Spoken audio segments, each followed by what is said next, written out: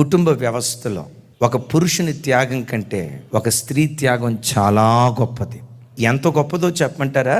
వివాహమైన తర్వాత భర్త తన ఇంట్లోనే ఉంటాడు, తన తల్లిదండ్రులతోనే ఉంటాడు, తన అన్నదమ్ముల మధ్య ఉంటాడు, తన అక్క చెల్లెల మధ్య ఉంటాడు, తను పుట్టిన గ్రామంలోనే ఉంటాడు, తన వారితోనే ఉంటాడు. కానీ స్త్రీ దగ్గరికి వచ్చేసరికి ఆ బిడ్డ త్యాగం ఏంటో తెలుసా?